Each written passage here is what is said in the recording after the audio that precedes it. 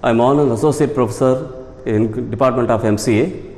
Today's topic of discussion is a journey from software requirement specification to database table creation. We know that storing data in a database is not only for storing the day-to-day transaction, it is also used for future decision making. So storing data in database is an important task in any business application. So when we create a software to handle a business transaction, we need database. We need to know about the journey from software requirement specification to database table creation. Every person who learns software engineering, who learns software, should know this journey. So from the software requirement specification, how it travels to the database creation finally. So here, first one, software requirement specification. So what is software requirement specification? Software requirement specification is a document which gives you the details about what is required by the software, what the software should do, and what is expected from the software, what the client expects from the software. So based on this software requirement only, the software has to be designed and it has to be developed. In our case, we are confining ourselves to database table creation. So here is a sample of software requirement specification. Here the requirement is given. The student attends class. Each class is divided into one or more sections. Each class will have its own specified subject. Students have to attend all the subjects of the class that he attends. So in a database administrator point of view, here this requirement, on seeing the requirement, he has to decide what are all the things to be stored in the database and what are all the features we need to store in the database. So here, when they see this type of requirement document, they will find the subjects of the statement. Here the subject of the statement, student, class, section, and all these are the subjects of the sentences, and they will be the entities. They will be the things about which we are going to store data in the database. And what data we are going to store will be deciding the later stage. So here we are going to see the steps to be followed to draw the ER diagram first. What is an ER diagram? ER diagram is the entity relationship diagram based on which the table will be created. So ER diagram displays the relationship between the entities and how they are connected, when the data will be stored in those tables. All those things will be shown by the ER diagram. So first step, we will identify the entities. So in this software requirement specification, student, class, section and subjects are all subjects. So they are identified as the entities. Entity means any individual which can be identified. We call it as an entity. Entity is an individual about which we can store something in the database. So student, we will be storing some details about the student. Class, we will be storing some details about the class. Similarly, section and subject. So here, the next step is we assume the attributes of the entities. In student, we will be storing student ID, that is student number, roll number, his name, address, date of birth, age, and his class number and section number. And similarly for class, we will be having an ID, class number to identify it, the name of the class, it may be BCA or BSc.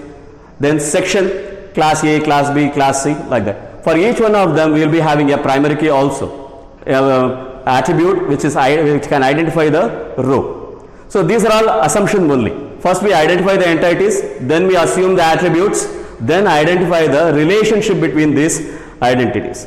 The relationship is got from the verb part of the sentences. So in the software requirement specification, we are having some verbs like attends, and the class will have its own specified subjects. Students have to attend, this attend and all, these are all the verbs which formulates the relationship between the entities. So those things we will identify. So we should remember that this is not a process which is done in a single stroke, it is being done in an iterative fashion. First we will design a model, then we will discuss with the customer, and based on this concept, then we will be refining it.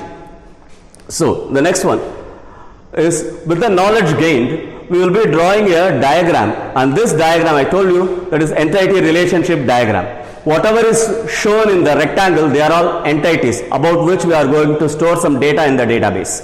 And what are all in the oval shape, they are all the attributes, that is, they are the details about the entities which we need to store in the database.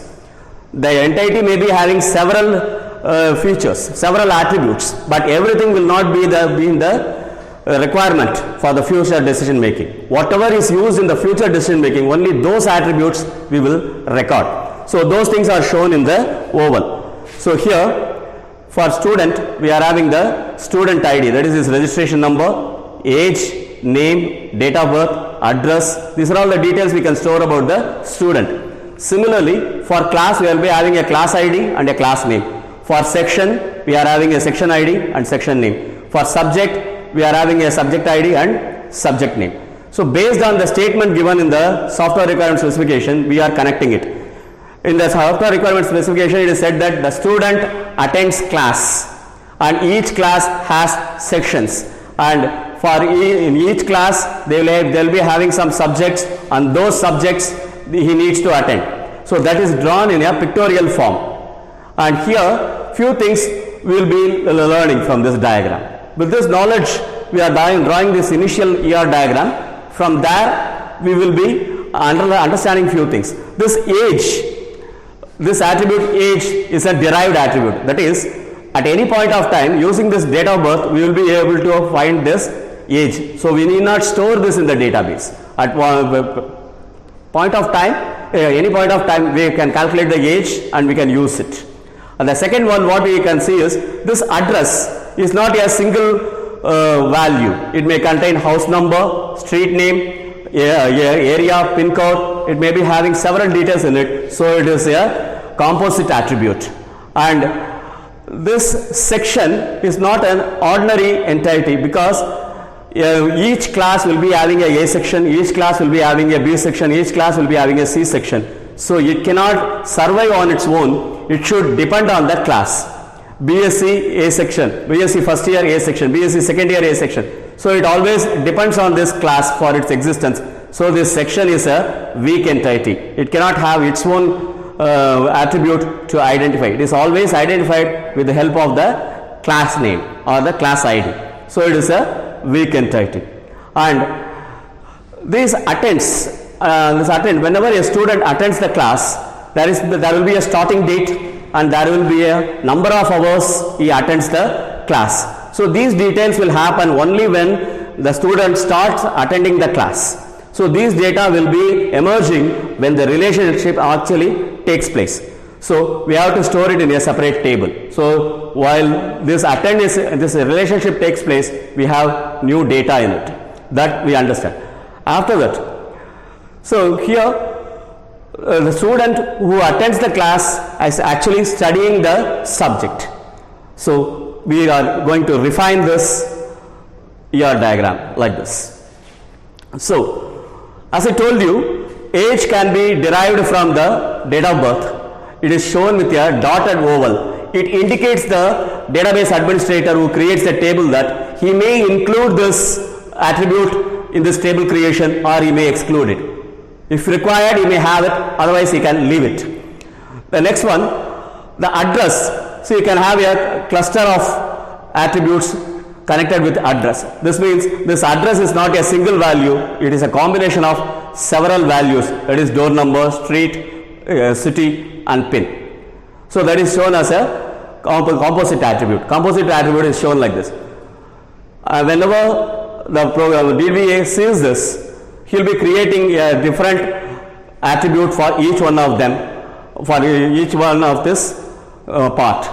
Then I told you this section cannot exist on its own, it is always depending on this class. So it is a weak entity set. So whenever something is a weak entity set, it should be shown in a double rectangle and the relationship should be shown in the double diamond. This means this particular entity cannot exist on its own.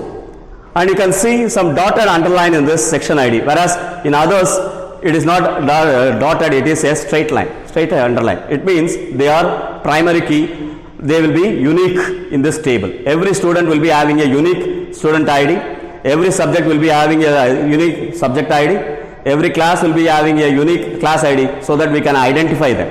Whereas in section it cannot be, it is always dependent on class, so we are having a dotted line. So this means that this section cannot exist on its own. And similarly, I told you, when the student attends the class, few data emerges, that is the date of joining, the number of hours he attends. So that is being shown here. That means this attends should be created as a separate table, this student should be created as a separate table, this class should be created as a separate table, and the subject should be created as a separate table. These are all indications for the database administrator how to create the tables. Then there are few rules in transforming the ER diagram into tables. So convert all the entities in the diagram into tables. Entity means all the things which is shown in the rectangle should be treated as an entity, and a separate table should be created for it. And all single valued attributes of an entity is converted to a column of the table. So single value attribute is like the student ID, student name, date of birth. These are all single valued attribute. They are created as a separate attribute for the table.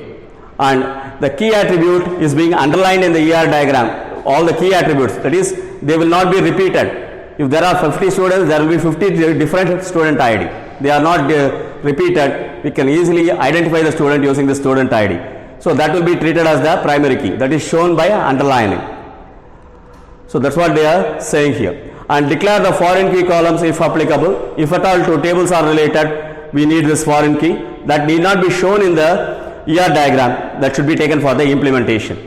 And if there are multi-valued attributes, like when we are having telephone numbers or more number of hobbies and all, we can have so many number of tables instead of storing everything in a single table and make it very big.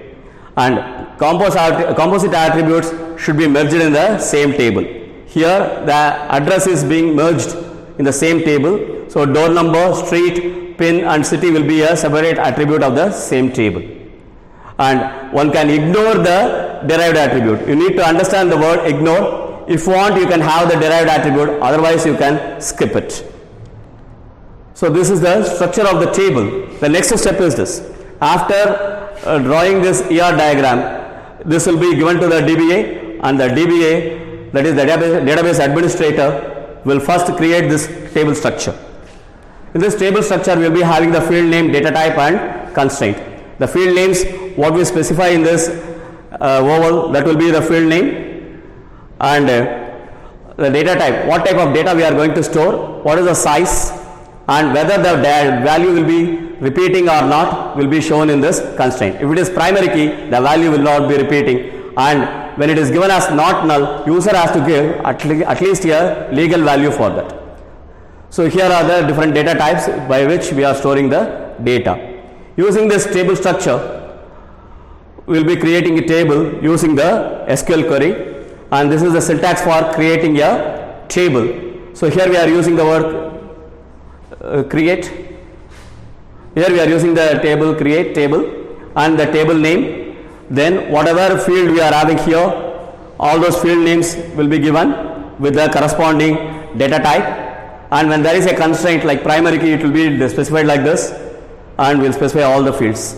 And once the semicolon is seen, and when you press enter, the SQL will inform the database to create this table in the field space. Thank you.